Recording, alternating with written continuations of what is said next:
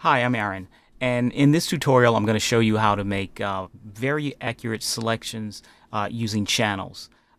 Another way, other ways that you can make selections are using things like the quick selection tool, the magic wand, the pen tool, or even the color range dialog box. And channels, it's a little bit different way than I think most people are used to making selections, but it allows you to make very accurate selections. So let's get started.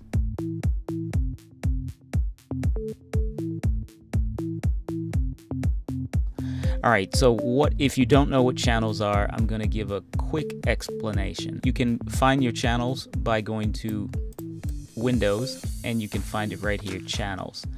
And it will either open up somewhere out here, or you'll see it if it's docked. And you'll see there is a channel here that says RGB, red, green, and blue. And what these are actually like if you've ever painted, they say the primary colors are red, yellow, and blue. But they're actually a little bit different than that. But the red, green, blue is a bit more accurate, I think. And these are the three colors that will make up your all the colors that you see. And if you're using print, you'll hear CMYK, which would be cyan, magenta, yellow, and they add black to it, which is the K. All right, so again, these three colors make up your full rainbow, and you can look at these individually. I'm going to tear that off here.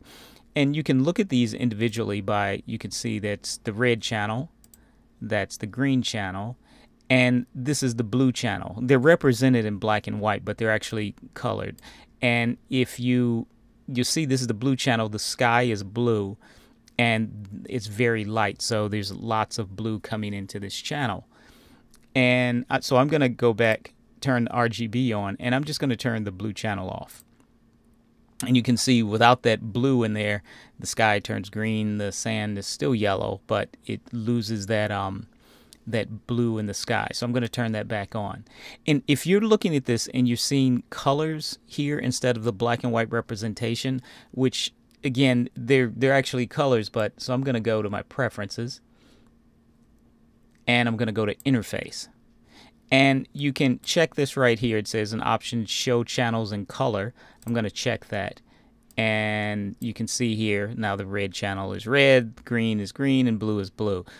And I can turn that, just turn on the blue channel, green channel, and the red channel. But for our purposes, we need it in black and white, and that is the default. So I'm going to go back to preferences, interface, and your preferences may be in a different spot if you're on a PC. I think you need to go to edit preferences. Alright, so I'm going to uncheck that, and I'll hit OK.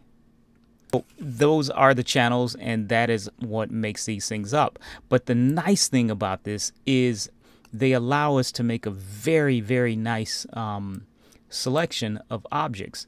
And that is because it records these different colors, and they're not 100% black and 100% white. They record the grayscale as well. Okay, so I'm going to redock this here.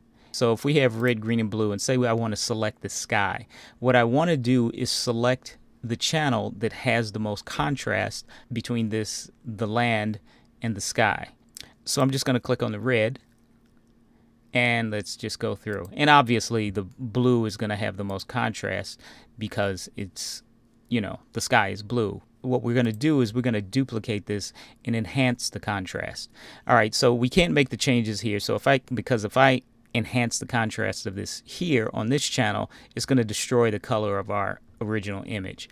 So what I'm going to do is click right here, and I'm going to drag that channel down on top of that little duplicate or new channel icon. And now we have a new alpha channel. All right, and I'm going to double click on that and rename this sky. So now what we want to do is we want to increase that contrast. I can't add an adjustment layer here non-destructively in the normal way, so we have to go over here to image adjustments and do it this way. And we're going to just select levels. All right, now what we want to do is kick this up to as far as to the sky, make it as white as possible, and the sand as black as possible. So I'm going to come over here to my input levels, and I'm going to click and drag across till this looks like this is most of the sky in this part of the histogram. I think when I go here, if I take the white all the way down to here, it's going to start breaking into the sand, because you can see there's two distinct differences. And I chose this photo intentionally because I thought it would be easier. So I think I'll be good until I get to here. So when I hit here, you see the sand starts to blow out. So I'm going to stay here, and I'm going to push it as far over as I can. And now I want to increase everything to black. I mean, theoretically, I haven't actually practiced with this, but theoretically, since this is I believe these are the shades in the sand, when I get the black here, it will go to total black. And that worked out perfectly. But again, this image, looking at this histogram, it's so perfectly clear. This is the sky and this is the mountains. All right, so we have that. I'm going to hit OK. And now we have the sky. And what we need to do to select this is I'm going to hold the command key, control on a PC, and we'll get the marching ants here. So I'm going to hold the control key and click right here on the sky channel. And you can see we have the marching ants. It's selected the white area. So now I'm going to turn this RGB channel back on so we get our normal image. And now I'm going to go back to the layers panel. All right, so from here, what I'm going to do, I want to remove this sky. So if I click here, you're going to see it's going to leave the sky. So I need to either go to select inverse selection, or when I click on here to make a layer mask, is hold the Option or Alt key. And I'm going to click, and we've removed the sky. Now I'm going to zoom in and take a look at that. And you can see that did a really, really amazing job. All right, so that being said, if you think you got a grasp of this, you can stop watching this video right now. But now I'm going to try something a little bit more difficult. Okay, so now I have another image here that's a bit more complicated. And again, this isn't the most complicated because I intentionally picked something where there's a yellow background. But we're going to have to work a little bit more with this one. Okay, so we're going to check our channels, see which one gives us the most contrast to remove this background. So I'm going to click on, and then I'm just going to here, because I've run through this once. You can see here my history panel. What we're going to do is we're going to make that selection. And then we have a lot of fringing here. And we also, I didn't select the body on the first go around. And then I fixed some of that fringing. Just look at the hair right now. Don't look at the body. All right. And then I used the quick selection tool and added to that selection to remove the background. But then there's still, I changed the color in the background. You can see it looked pretty good here, but then when I changed it to this lighter color, I realized that this background did not look good. So I needed to fix that go that extra step to get rid of that fringing. And this was what we ended up with. Okay, so hopefully we can do the same thing and end up with the same thing here. So I'm going to go back to the original image, close the history panel, and I'm going to go to the channels. All right. And again, what we're doing is we're looking for the channel that has the most contrast to remove him from the background. Mostly I'm just concerned with the hair. I'm not too concerned with the body because I can add to this selection with the quick selection tool. So we're going to do this in two parts. Unlike that sky and the land, which was just so clearly separate, this is going to take a bit more work. Okay, so I'm going to click on the reds. I'm going to click on the greens. I'm going to click on the blues. And I have to pick the one that I think gives me the most contrast. So far, I'm thinking it's green. And again, I'm looking at the hair.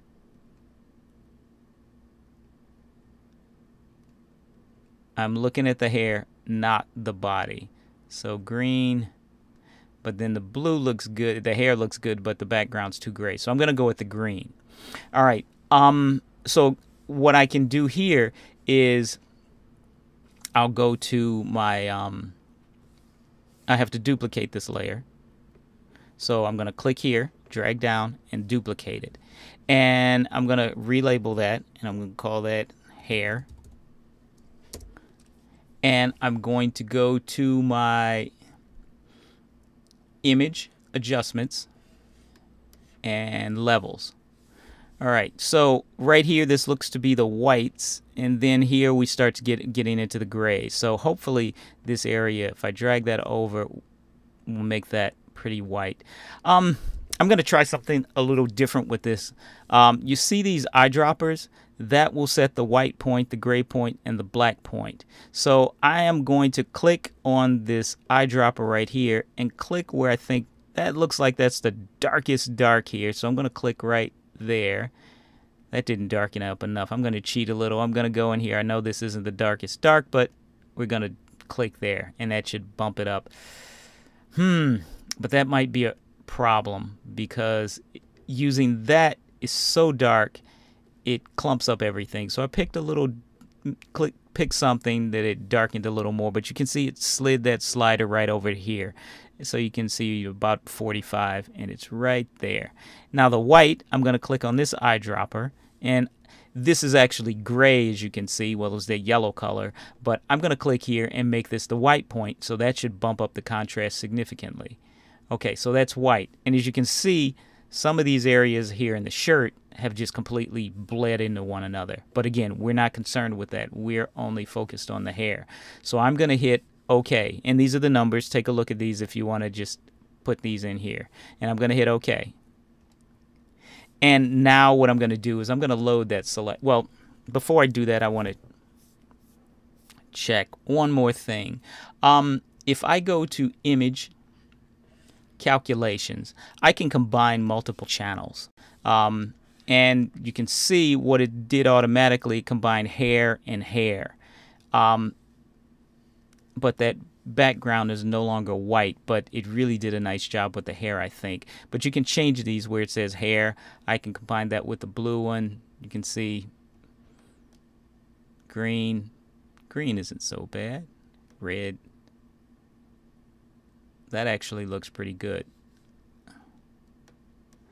All right, let's see. I'm going to put it back to hair and hair. But you can combine, like you can just take this layer, one layer, and you combine two different layers to get different effects. And one thing to keep in mind is the order that these are in matters, and you can see there's a blending mode right here too. So I'm just going to hit OK. I got hair, hair.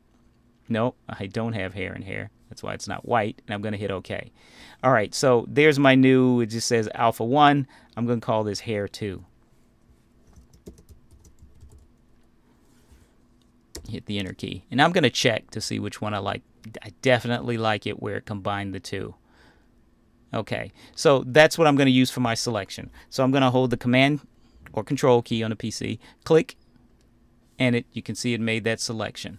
And it selected the white areas.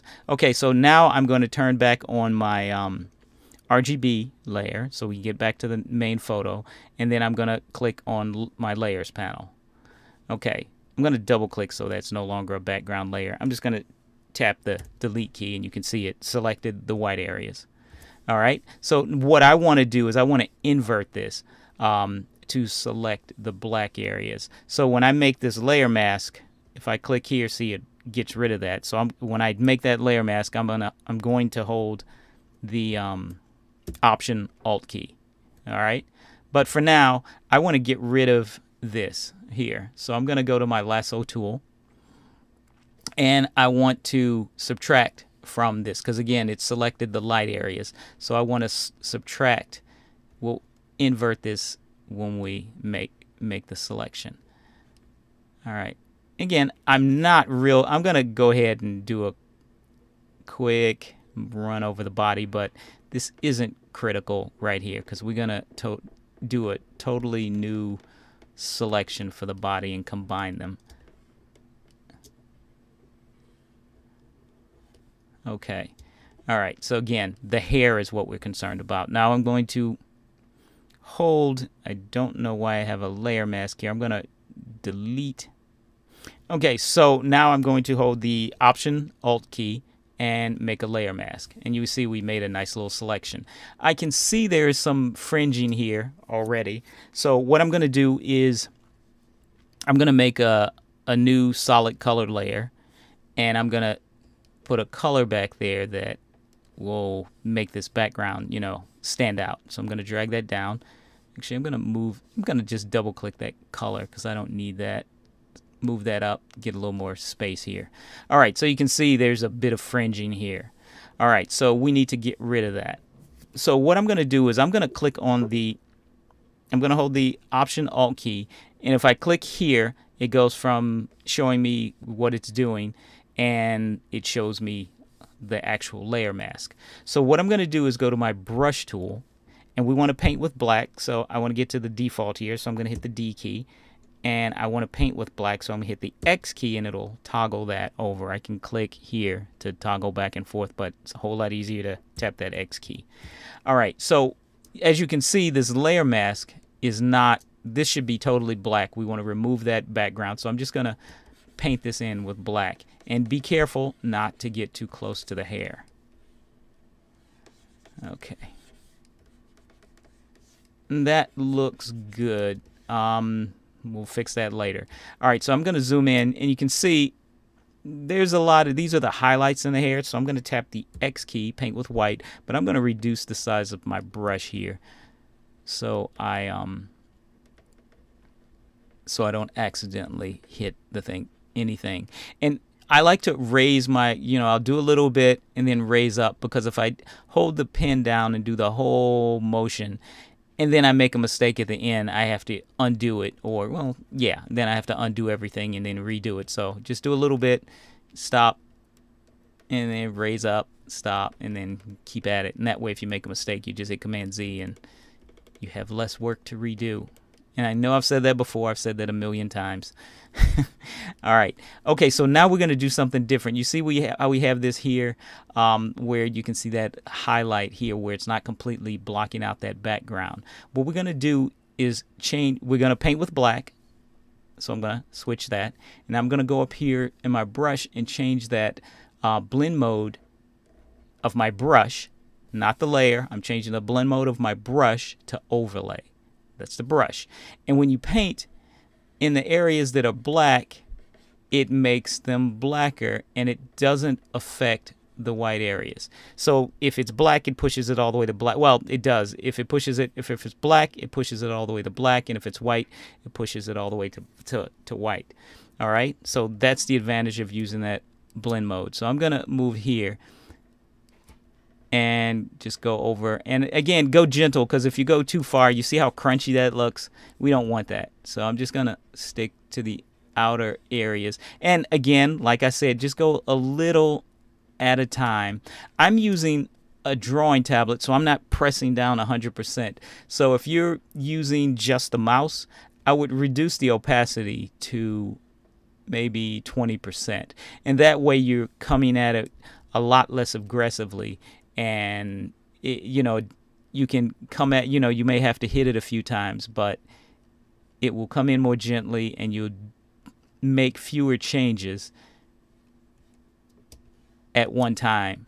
And then you can, you know, it's sort of like when you're cooking, they say add a little bit of salt, test it. Sorry, add a little bit of salt and taste it, because if you over salt it, you can't go back and take that salt out, but you can always add more. All right, that's not necessarily the case here, but I think that point will hold true. You know, it just makes your life a little easier. You can go back. It's Photoshop. It's not like you're cooking in the real world. All right, so I think we've gotten most of those. So that looks good. Okay, so now I'm going to go back and I'm going to check that and see what that hair looks like. So you can see, you know what I forgot to do? I forgot to take a snapshot. I'm going to go to my history panel and see if I can go back. I had a lot of brush strokes here. So first I'm going to take a snapshot of that. Then I'm going to go back all the way to the furthest one and take another snapshot of that. So this was the one after I can see it's not completely clean there, but this was before You can see before we went in with the overlay, and this is after. So you can see that's quite significant. All right, so I'm going to go back to after, zoom out. We still need to fix this. All right, so what I'm going to do here is I'm going to turn this layer mask off. Disable layer mask. I just right clicked, and I'm going to take my quick selection tool, and I'm just going to click in here and pick up this shirt. All right, super easy. Okay, so now I'm going to enable the layer mask, right click, enable layer mask, and now all I have to do is go back to my brush tool. We're still on overlay. I'm going to put that back to normal, and I'm going to paint, whoops, I paint it with black. We need to paint with white, and actually I think I'm going to use my mouse because you can see, because my stylus is pressure sensitive, it's not coming in 100%. So rather than going up here and changing any of these settings, sometimes it's just easier for me to just pick up my mouse and fix things that way. Okay. And then I'm always paying attention of where the mask is, because for a second there I thought I might do some damage here, but it's keeping me inside of that. Okay, so now we have fixed this mask, so I'm going to hit select, deselect, and you can see, there we go, that looks pretty good. I can see there's a little bit of fringing. I'm going to Command J to duplicate this color layer, and I'm going to double click, and I'm going to change that color to see if I can get something that will make that fringe show up. Oh, there we go. Okay, so now we want to get rid of this fringing. All right, so we're going to take this a step further. What I'm going to do here, I'm going to duplicate this first. I'm going to hit Command J. We're going to do two of these. I'm going to call this one Mask Refine. I'm going to make another one. I'm going to hit Command J, and I'm going to call this one Decontaminate.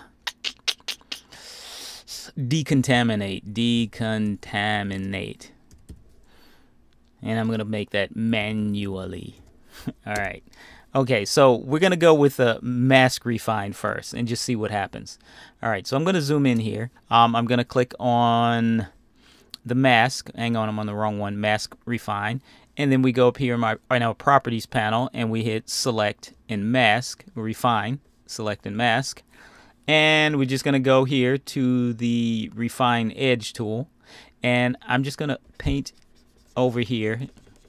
Again, this is the usual way. Actually, this is something I wanted to do to this area right here, is to fix that anyway, because that's where some hair is showing through but didn't get selected. So I still want to do that on the other one, but I'm just going to go across here, see if we can get that. So far, it doesn't seem to be doing a great job.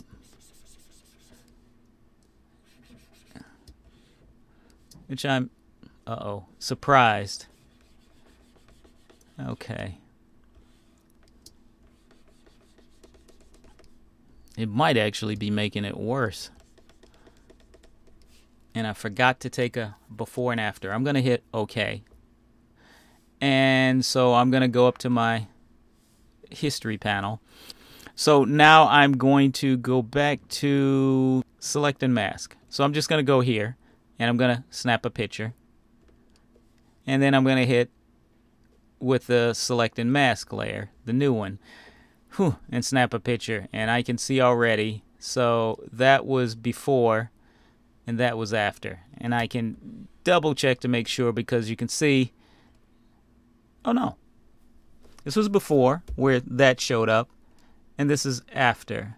Before, after. Yeah, so we got more fringing. So this is after. I'm going to zoom out, and I'm going to hit before and after. So we actually made it worse.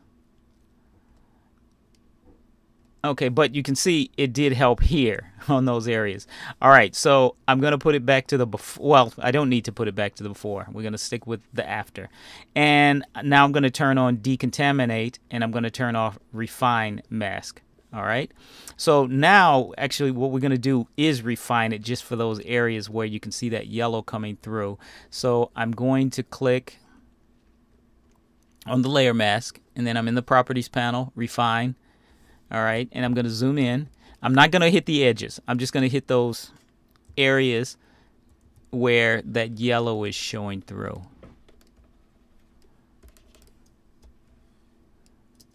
All right, so now we fixed it, so now there's blue coming through. There we go. Now let's make sure. I think there might be a little on the other side, but not too much. There we go. I think that's the last bit right there.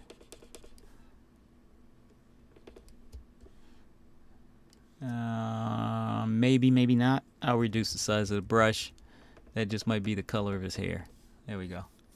Okay, so now I'm going to zoom out. I'm going to hit OK. And then I'm going to duplicate this again. I'm going to hit Command J because, again, this is just backup. Once I finish all this, I can delete the layers that I don't want. This is just in case I need to get back to it. All right, I'm going to turn that off where I made fill those holes in. And now what I'm going to do, and this is to save it, because what we're going to do now is destroy this image. What we're going to do, I'm going to disable the layer mask. All right. So what we're going to do is fix this fringing by going in with the brush tool, and we're basically going to be painting out these areas here. You can see it's fixing that fringing so it looks good against the background, but if I turn that, I disable that layer mask, that's what we've done to the actual image. So that is why I made that duplicate. So I'm going to undo that. All right, we're going to be a bit more delicate now. All right, so I'm going to sample, I'm going to zoom in, and I'm going to sample this hair. Make sure I get a nice color. I want a lighter color. And you can see right here, that's the color. I'm going to reduce the brush size, and then I'm just going to gently brush in over these edges where I have the fringing. I don't want to go too much. Actually, I think I need a darker color. There we go. And I don't want to punch it in too much because you can see right here it's starting to get a little crunchy. I keep saying crispy, crunchy, using them interchangeably. I think the word I probably want to be using is crunchy. All right. So again, I'm just getting rid of that fringing a bit.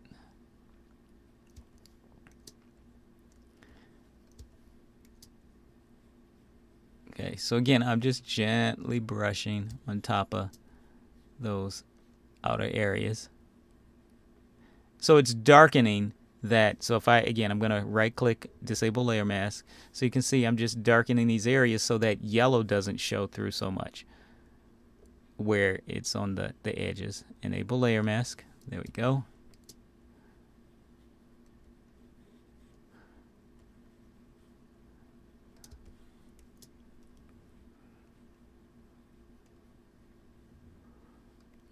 It doesn't look great. Still a little crunchy. Or fried. All right. But it is getting rid of that fringing. I hope I took a before picture. Make sure, because I want to see the difference. All right, so now I'm going to zoom out. Hit those last few bits that look like they need a little help.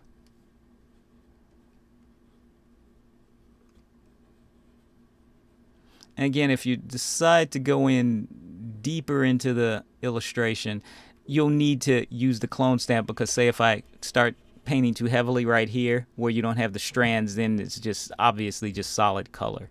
So you want to be aware of that. Again, I'm just gently brushing, just using my eye.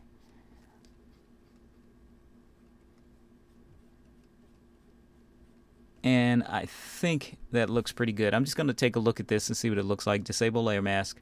So that's what his hair really looks like now. And I'm going to enable layer mask. All right, so now I'm going to take another snap so we can go to the history panel up here at top. That was before. and that is after. So you can see we've made significant improvement on that background. So that is how, with a combination of techniques that we can use channels to make very good selections. So that is the end of this lesson here, and I hope that was helpful.